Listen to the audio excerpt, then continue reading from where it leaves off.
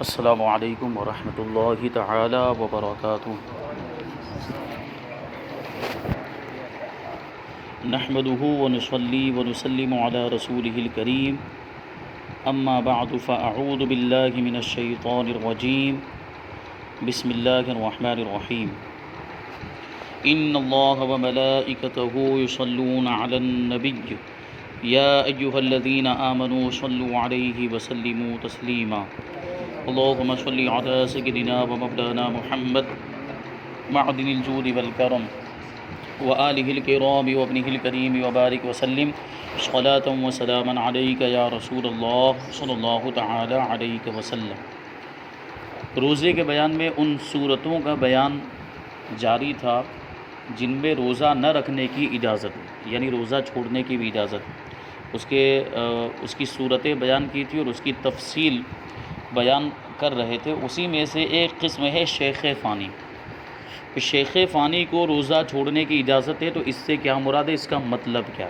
اور شیخ فانی کہتے کسے ہیں؟ جواب ہے کہ شیخ فانی یعنی وہ بوڑھا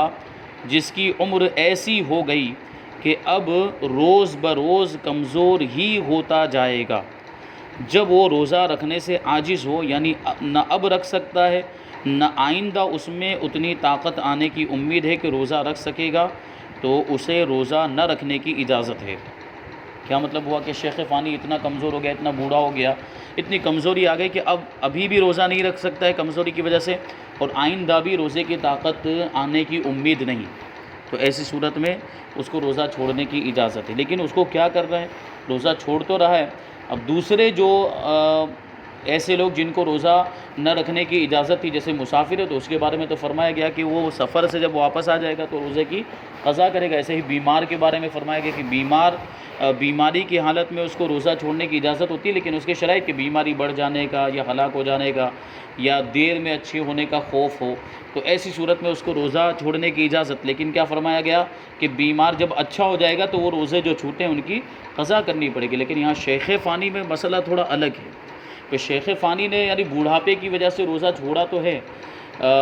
لیکن اب بعد میں بھی اب وہ یہی کیفیت پوری رہی، مان لیجئے کہ مرنے کے وقت تک اس کی یہی کیفیت رہی، وہ اتنی کمزوری رہی کہ وہ روزہ رکھ ہی نہ سکا۔ اگر وہ کمزوری دور ہو گئی کبھی بھی، جیسے مثال کے طور پر 70 سال کی عمر میں اس کو یہ کمزوری پیدا ہو گئی کہ روزہ نہیں رکھ سکتا ہے، طاقت نہیں ہے، لیکن مان لیجئے کہ 75 سال کی عمر میں دوبارہ طاقت آ گئی، کمزوری دور ہو گئی، تو اب جو جتنے بھی روزے اس کے قضا ہوئے ہوں گے وہ ان کو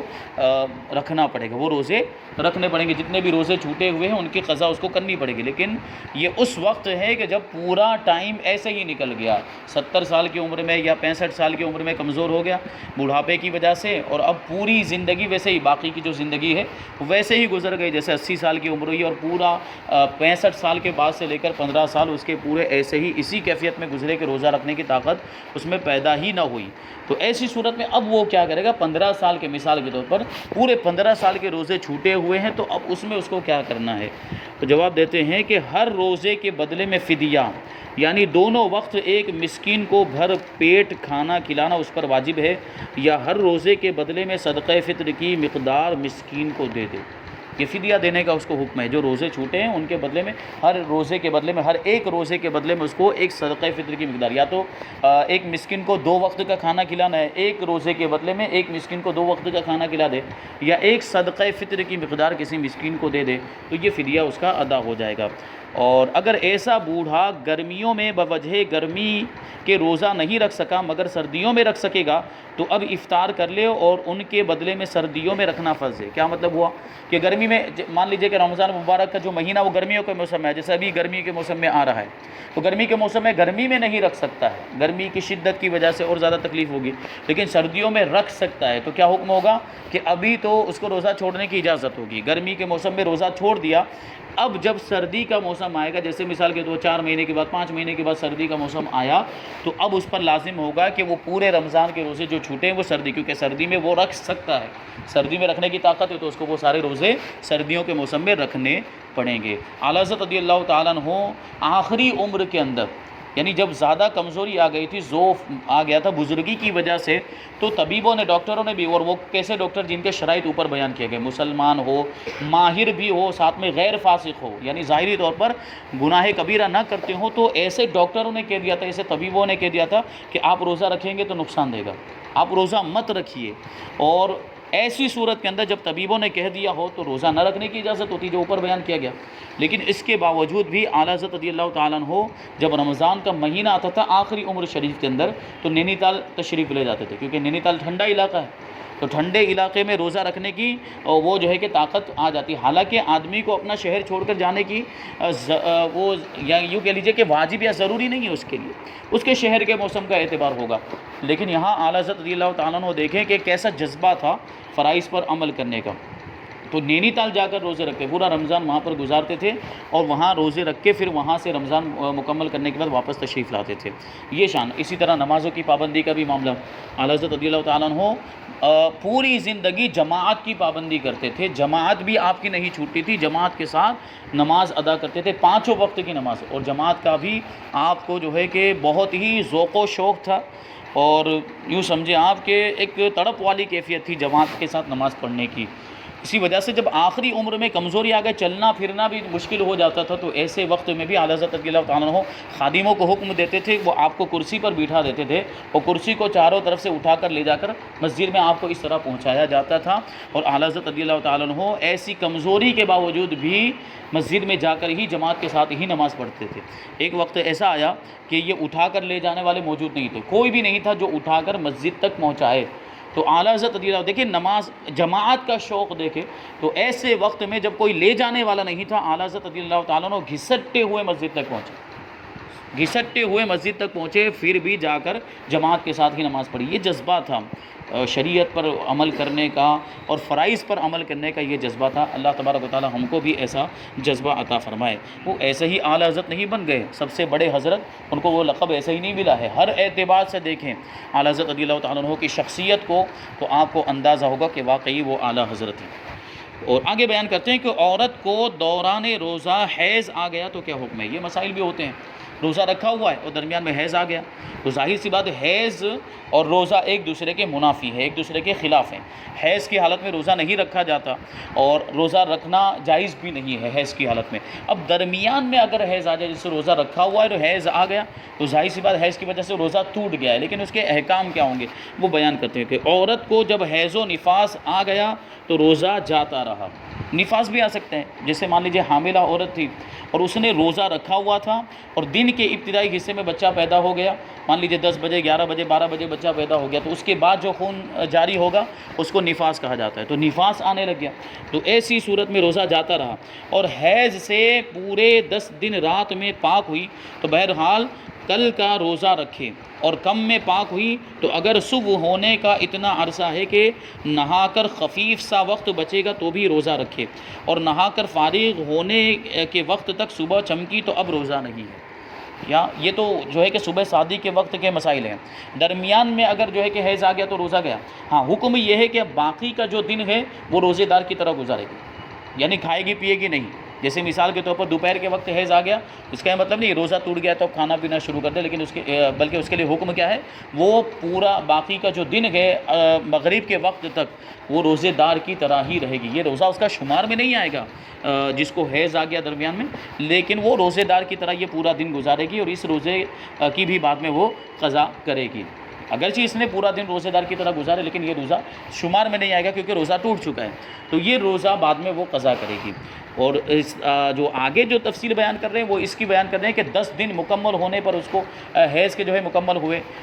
حیض کی عادتیں ہوتی ہیں، کبھی 7 دن آتا ہے کبھی 6 دن آتا ہے، تو اگر کسی عورت کی مخصوص عادت ہے اور 7 دن آتا تھا، اب وہ جو ہے 10 دن تک آیا، تو چونکہ اس کی زیادہ سے زیادہ وہ جو مدت ہے وہ 10 دن ہے، تو 10 دن آنے کے اندر، وہ 10 دن کے اندر اندر ہی وہ بند ہو گیا، 10 دن تک آیا اور بند ہو گیا تو وہ حیض ہی مانا جائے گا۔ لیکن اگر 10 دن سے زیادہ چلا جاتا ہے تو اس کا مطلب ہے کہ جو عادت کے دن تھے یعنی اس سے پہلے جتنے دنوں تک اس کو حیض آتا تھا وہ حیض کے مانے جائیں گے، اور باقی کے یعنی 10 سے اوپر ہو جانے کی صورت میں باقی کے جو دن ہے وہ استحاضہ کے مانے جائیں گے۔ یعنی مثال کے طور پر اس کی پہلے کی عادت 7 دن کی تھی اور اب 10 سے زیادہ ہو گیا، 11 تک آیا، 12 تک آیا، تو 7 دن کے بعد سے جتنا بھی زیادہ آیا ہے وہ سب استحاضہ شمار ہوگا، یعنی ان دنوں کے روزے اس کو بعد میں رکھنے پڑیں گے۔ تو یہ مسائل کچھ اس کے بیان کیے جا رہے ہیں۔ آگے ایک سوال ہے کہ اوپر والی صورتوں میں جو روزہ چھوڑے جنہوں نے روزہ چھوڑ دیا یا روزہ توڑا ہے کیا ان کی قضا رکھنی ہے؟ یعنی مجبوریوں کی وجہ سے جو اوپر مجبوریاں بیان کی گئی ہے تو کون سی صورت ایسی ہے جہاں پہ قضا رکھنی پڑے گی، کون سی ایسی صورت ہے جہاں قضا رکھنا معاف ہے؟ جواب دیتے ہیں کہ جن لوگوں نے ان عذروں کے سبب روزہ چھوڑا یا توڑا ان پر فرض ہے کہ ان روزوں کی قضا کریں، اور ان قضا روزوں میں ترتیب فرض نہیں ہے۔ ٹھیک ہے، ترتیب فرض نہیں ہے کا مطلب یہ ہے کہ پہلا روزہ چھوٹا ہے، دوسرا روزہ چھوٹا، تیسرا، یا جو بھی مطلب جس طرح بھی چھوٹے ہیں وہ بغیر ترتیب کے بھی روزہ رکھ سکتے ہیں۔ حکم یہ ہے کہ عذر جانے کے بعد دوسرے رمضان کے آنے سے پہلے قضا رکھ لیں۔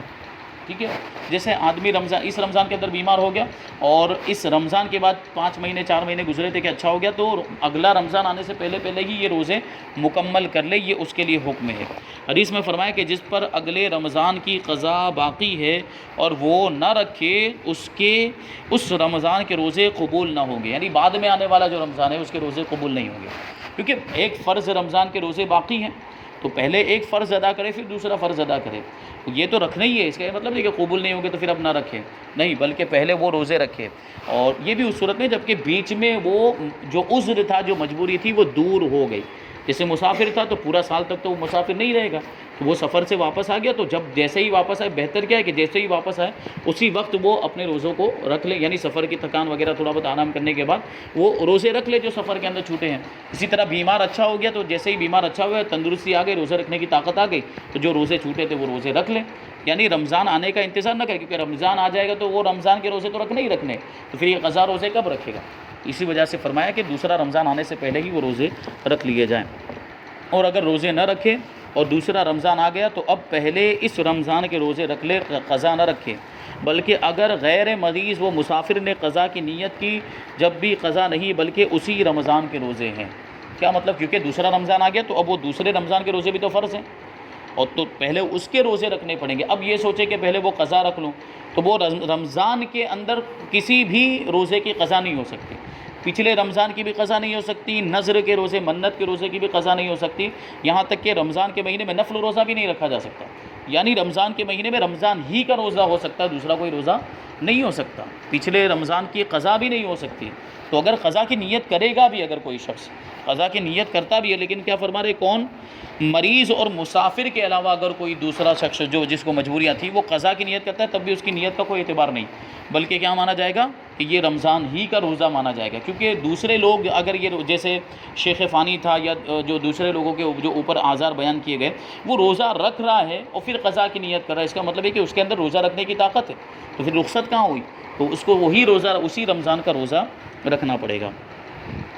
سوال ہے کہ اگر یہ لوگ اسی عذر میں مر گئے تو کیا حکم ہے؟ جیسے بیمار پڑا تھا اور روزہ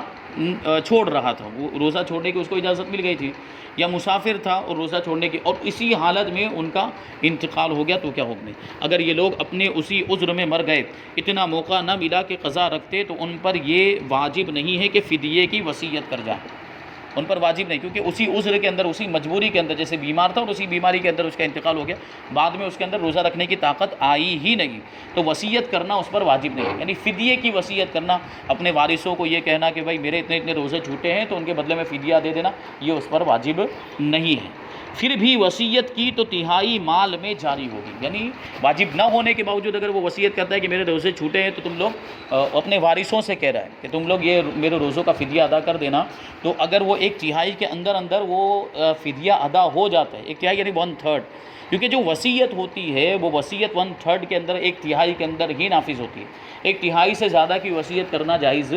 نہیں ہے، کیونکہ جو باقی کا جو مال ہے وہ وارثوں کا حق ہوتا ہے، پورے مال کی وصیت نہیں کر سکتا، یا 1/3 سے زیادہ کی وصیت وہ نہیں کر سکتا، 1/3 کے اندر ہی وہ وصیت کر سکتا ہے۔ تو اگر یہ فدیہ جو ہے مثال کے طور پر اس کے پاس 9 لاکھ روپے تھے، اس کے پاس کتنے روپے تھے؟ 9 لاکھ روپے چھوڑ کر گیا ہے۔ اب یہ پورے جو روزے اس کے چھوٹے ہوئے ہیں وہ اس کا جو فدیہ بن رہا ہے وہ مثال کے طور پر مان لیجئے پوری زندگی کے یہ اس کے علاوہ دوسرے بھی روزے چھوٹے تھے، بہت سارے روزے چھوٹے، اور ان کا پورا فدیہ جب حساب لگا رہے ہیں تو 3 لاکھ روپے سے کم بن رہا ہے، کیونکہ 9 لاکھ کے اگر ہم 1/3 جو حصہ ہوتا ہے اس کا حساب لگائیں تو کتنا بنے گا؟ 3 لاکھ روپے بنے گا۔ تو 3 لاکھ سے کم ہے تب تو یہ وصیت نافذ ہو جائے گی، یعنی وہ پھر وہ اس کا فدیہ اس میں ادا کر دیں گے، لیکن اگر 3 لاکھ سے اوپر جا رہا ہے تو پھر یہ وصیت نافذ نہیں ہوگی۔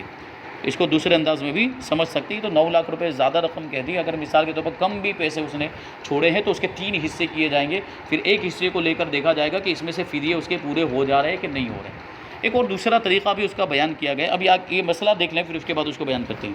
ٹھیک ہے؟ تو وصیت واجب نہیں تھی، اسی عذر کے اندر انتقال کر گیا تو وصیت واجب نہیں، پھر بھی اگر وصیت کی تو تہائی مال میں جاری ہوگی، اور اگر اتنا موقع ملا کہ قضا روزہ رکھ لیتے مگر نہ رکھے تو پھر اب وصیت کرنا واجب ہے۔ موقع ملا بعد میں، بیماری سے اچھا ہوا تھا، مسافر واپس آیا تھا، موقع ملا پھر بھی نہ رکھا، اب مر گیا، تو اب چونکہ موقع ملا تھا تو اس وجہ سے اب اس پر وصیت کرنا واجب تھا کہ میرے اب جو روزے چھوٹے ہیں اس کا تم جو ہے کہ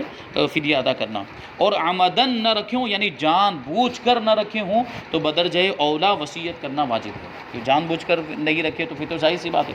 اور وصیت نہ کی بلکہ ولی نے اپنی طرف سے دے دیا تو بھی جائز ہے، یعنی اس نے کوئی وصیت نہیں، ساری صورتوں کے اندر کوئی وصیت نہیں کیا، چاہے تو اسی عذر میں مر گیا، یا طاقت ہونے کے بعد بھی نہ رکھے پھر انتقال ہو گیا، یا جان بوجھ کر نہ رکھے پھر انتقال ہو گیا، تو ان ساری صورتوں میں جو اس کے ورثہ تھے، اس کے جو اولیاء تھے یعنی اس کے قریبی رشتہ دار تھے، جیسے باپ کا انتقال ہو گیا اس کے روزے چھوٹے ہوئے، اور بیٹا ہے تو بیٹا اگر وصیت نہیں کی ہے باپ نے، اس کے باوجود بھی اگر فدیہ دینا چاہتا ہے تو وہ دے سکتا ہے، وہ اپنی طرف سے دے سکتا ہے، مگر ولی پر دینا واجب نہیں، مگر ولی پر یعنی وصیت کی ہو اور 1/3 سے اندر وصیت کی ہے تب تو دیں گے، لیکن وصیت نہیں کی ہے تو پھر فدیہ دینا ولی پر وارثوں پر واجب نہیں ہے، دیں گے تو بہتر ہے، کوئی حرج نہیں۔ اب اس کا جو ہے کہ مان لیجئے کہ اگر کوئی شخص ایسا ہے جس کا انتقال ہو گیا اور اس نے مال چھوڑا ہی نہیں ہے، یا چھوڑا تو بہت کم چھوڑا ہے جو اس کے فدیے کے لیے کافی ہی نہیں ہے، اور اب اولیاء جو ہے وہ چاہتے ہیں یا اس کے وارث جو چاہتے ہیں کہ ہمارے باپ کے اوپر کوئی ایسا بوجھ نہ رہے، روزے چھوٹ گئے تھے تو گناہ ان کے سر پر نہ رہے، اس لیے وہ فدیہ دینا چاہتے ہیں، یہ سوچ کر، اور پیسے وارثوں کے پاس بھی اتنے سارے پیسے نہیں ہیں کہ وہ اس پورے یہ سارے روزے مثال کے طور پر سینکڑوں کی تعداد میں روزے چھوٹے ہوئے ہیں، اب وہ سارے روزوں کا فدیہ دینا چاہتے ہیں تو اس میں دشواری ہو سکتی ہے روزے کا فدیہ دینے کے اندر، تو اس کا طریقہ یہ بتایا گیا تھا کہ جتنے پیسے ابھی ہیں، مثال کے طور پر مان لیجئے کہ 5 روزوں کا فدیہ دینے جتنے ان کے پاس پیسے ہیں، ابھی مثال کے طور پر 60 روپے کا ایک فدیہ بنتا ہے یا 70 روپے کا ایک فدیہ جو ہے کہ بنتا ہے، تو 350 روپے تک کا تقریباً جو ہے کہ وہ 5 روزوں کا فدیہ بنے گا، 350 روپے ابھی ان کے پاس ہے اور اس سے زیادہ نہیں ہے، یا مان لیجئے ہے اس سے زیادہ، تو جتنے تک کے پیسے ان کے پاس ہیں اتنے تک کا وہ فدیہ ادا کریں،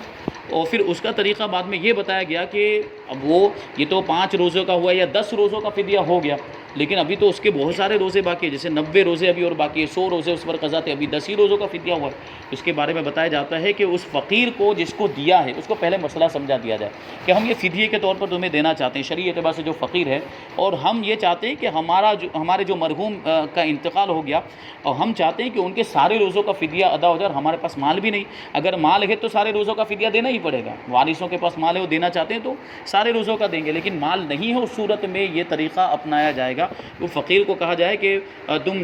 ہم نے جو تم کو پیسے دیے فدیے کے وہ پیسے تم ہم کو واپس کرو، پھر وہ فقیر جو ان کو واپس کرے گا، اب یہ دوسرے باقی کے 10 روزوں کی نیت سے پھر سے وہ اس کو فقیر کو دیں گے، پھر اس طرح فقیر یہ الٹ پھیر کرتے رہیں گے کہ 10 ایک بار میں 10 ہو گئے، دوسری بار میں 10 ہو گئے، تیسری بار میں 10، اس طرح جتنے بھی روزے ہوں گے ان کا فدیہ وہ ادا کریں گے، لیکن یہ کب ہے؟ جب غریب ہو، جب ان کے پاس پیسے نہیں، پیسے ہوں تب ایسا کرنا اس کی اجازت نہیں ہوگی، پیسے ہے تو پھر پیسے میں سے ادا کیا جائے، ٹھیک ہے، تو یہ کیا جائے گا۔ ایک روزے کا فدیہ کتنا ہے؟ سوال سب سے اہم یہ ہے، تو جواب ہے کہ ایک روزے کا فدیہ صدقہ فطر کی مقدار، یعنی ایک صدقہ فطر جتنا ہوتا ہے جو 2 کلو 47 گرام گیہوں، ٹھیک ہے، اور اگر جو دینا چاہتا ہے یا کھجور یا کشمش دینا چاہتا ہے تو وہ 1 سا ہوتا ہے، یعنی اس کا ڈبل ہوتا ہے، اس کا ڈبل مطلب 4 کلو 94 گرام، تو یہ بھی دے سکتے ہیں، یعنی مان لیجیے اگر کوئی شخص آدمی جو تھا وہ بہت زیادہ مالدار تھا تو اپنی حیثیت کے مطابق کھجور کی قیمت کے حساب سے بھی دے سکتا ہے، یا جو ہے کہ جو کی قیمت کے اعتبار سے. صدقہ فطر کے اندر بھی یہی معاملات ہیں. صدقہ فطر جو ہم ادا کرتے ہیں تو اس کے اندر بھی عام طور پر مشہور کیا ہے کہ گیہوں ہی کا حساب لگایا جاتا ہے. اور گیہوں چونکہ سب سے زیادہ سستے بھی ہیں اور اس کا وزن کم بھی ہے. وہ ایک سا ہے تو یہ آدھا سا ہے, یہ 2 کلو 47 گرام ہے, وہ 4 کلو 94 گرام ہے. تو عام طور پر گیہوں ہی کا لوگ اعلان بھی کرتے ہیں گیہوں ہی کے حساب سے, اور عام طور پر لوگ گیہوں کے حساب سے ہی دیتے ہیں. حالانکہ صرف گیہوں ہی نہیں ہے, صدقہ فطر کے اندر جو چیزیں بیان کی گئی ہیں وہ 4 چیزیں بیان کی گئی. گیہوں بھی, جو بھی, کشمش بھی یعنی سوکھے انگور جو ہوتے ہیں وہ, اور کیا بیان کیا, کھجور بھی بیان کی گئی. تو ان چاروں چیزوں میں سے کسی کے ذریعے بھی صدقہ فطر ادا کیا جا سکتا ہے. اور اس میں بہتر یہ فرمایا علماء کرام نے کہ بہتر یہ ہے کہ آدمی اپنی حیثیت کے حساب سے دے. اگر وہ بہت زیادہ مالدار ہے تو کھجور کے حساب سے دے, کشمش کے حساب سے دے, اور درمیانی انداز والا ہے تو جو دے دے, اور بہت زیادہ غریب ہے تو پھر یہ گیہوں کے اعتبار سے دے دیں. قیمت کو دیکھے, اگر اپنی حیثیت اچھی ہے, ظاہر سی بات ہے اگر حیثیت کے مطابق دے گا تو زیادہ ثواب ملے گا. لیکن ہر کوئی جس کو دیکھو بڑے سے بڑا مالدار بھی کیوں نہ ہو, وہ گیہوں کے حساب ہی سے دے رہا ہے. یعنی کہ اتنا زیادہ مالدار ہے کہ اگر وہ کھجور کی قیمت کے حساب سے بھی دے دے گا اور اس کے وزن کے اعتبار سے تو کوئی فرق نہیں پڑے گا, بلکہ اس کے لیے بہتر یہی فرمایا گیا. تو یہاں پر بھی اس چیز کا لحاظ ہو. کسی نے نفل روزہ توڑا تو کیا ہو, اس کی بھی قضا ضروری ہے. تو جواب, نفل روزہ شروع کرنے سے لازم ہو جاتا ہے کہ توڑے گا تو قضا واجب ہے. یہ صرف نفل روزے کی بات نہیں, ساری نفل عبادتوں کی بات ہے. یعنی نماز میں بھی یہی معاملہ ہے. نفل نماز ویسے اگر نہیں پڑھتے تو کوئی گناہ نہیں, لیکن نفل نماز کو شروع کر کے توڑ دیا یا کسی وجہ سے ٹوٹ گئی ہے تو اب اس کی قضا واجب ہو جائے گی. اسی طرح روزے کا معاملہ ہے کہ نفل روزہ رکھا تھا پھر توڑ دیا یا کسی وجہ سے ٹوٹ گیا ہے تو اب اس کی قضا لازم ہے. نفل روزہ قصدن نہیں توڑا بلکہ بلا اختیار ٹوٹ گیا, مثلا اثناء روزہ میں حیض آ گیا, جب بھی قضا واجب ہے. ایک تو یہ کہ قصدن جان بوجھ کر توڑ دیا, اور یہ کہ اپنے قصد و ارادے سے نہیں توڑا. جیسے عورت نے نفلی روزہ رکھا ہوا تھا اور درمیان میں حیض آ گیا, تو اب اس کا ارادہ تو نہیں ہے, اس میں اس کے قصد سے اس کے عمل سے نہیں ہوا, بلکہ یہ ایک قدرتی چیز تھی اور ایک قدرتی عارض تھا جس کی وجہ سے روزہ ٹوٹ گیا, حیض آ گیا. تو ایسی صورت میں بھی اس کی قضا واجب ہے, کیونکہ شروع کر دینے سے وہ لازم ہو جاتا ہے. نفل روزہ رکھ کر توڑنا کیسا ہے؟ تو جواب ہے, نفل روزہ رکھ کر بلا عذر بغیر کسی مجبوری کے توڑنا ناجائز و گناہ ہے. ٹھیک ہے. اب آگے نفلی روزہ توڑنے کی اجازت کب ہے وہ بھی بیان کرتے ہیں کہ نفلی روزہ کب توڑا جا سکتا ہے. تو جواب ہے کہ مہمان کے ساتھ اگر میزبان نہ کھائے گا تو اسے ناگوار ہوگا, یا مہمان اگر کھانا نہ کھائے تو میزبان کو اذیت ہوگی, تو نفل روزہ توڑ دینے کے لیے یہ عذر ہے. کیا مطلب ہوا کہ مہمان آئے ہیں تو عام طور پر کیا ہوتا ہے, مہمان کے ساتھ ہم ساتھ دینے کے لیے بیٹھتے ہیں. اگر مہمان کے ساتھ ہم ساتھ دینے کے لیے نہیں بیٹھیں گے تو اس کو ناپسند ہوگا, اس کو ناگوار گزرے گا, اس کو اچھا نہیں لگے, مجھے اکیلے کو بٹھا دیا, میرے ساتھ کوئی بیٹھا نہیں. تو اس وجہ سے اگرچہ اس نے نفلی روزہ رکھا ہوا ہے, میزبان نے گھر میں جو گھر کا جو آدمی ہے جو جس نے ان کو دعوت دی ہے اس نے نفلی روزہ رکھا, تو اس کو روزہ توڑنے کی اجازت ہے اور مہمان کے ساتھ وہ بیٹھ جائے, یعنی بعد میں اس کو قضا کرنی پڑے گی. پھر دوسری صورت یہ بنتی ہے کہ یہ مہمان ہے, جس نے روزہ رکھا وہ مہمان بن کے کسی کے یہاں پہ گیا, جس نے نفلی روزہ رکھا ہوا تھا وہ مہمان بن کے کسی کے یہاں پر گیا. اب اگر وہاں جا کر کھانا نہیں کھائے گا تو میزبان کو تکلیف ہوگی, میں نے بلایا, ان کو دعوت دی اور انہوں نے روزہ رکھا ہوا ہے, تو یہ میرا کھانا جو میں نے تیار کیا ہے یہ ساری چیزیں برباد ہو جائے گی, اس کو دوسری تکلیف بھی ہوئی. تو ایسی صورت میں مہمان بھی اگر ہے تو اس کو روزہ توڑنے کی اجازت ہوگی, بشرطے کہ یہ بھروسہ ہو کہ اس کی قضا رکھ لے گا, یعنی بعد میں قضا رکھنی ہے, اور بشرطے کہ ضحوہ کبریٰ سے پہلے توڑے, بعد کو نہیں. یعنی نصف النہار شرعی جو ہوتا ہے صبح صادق سے لے کر غروب آفتاب تک کے بیچ کا جو بالکل حصہ ہوتا ہے اس کو نصف النہار شرعی کہا جاتا ہے. اس سے پہلے توڑا ہے تو اجازت ہے, اس سے پہلے توڑنے کی اجازت ہے اور بعد میں قضا کرنی پڑے گی. زوال کے بعد اگر توڑا ہے تو پھر وہ حکم نہیں ہے بلکہ گنہگار ہوگا. زوال کے بعد ماں باپ کی ناراضگی کے سبب توڑ سکتا ہے, یعنی دوسرے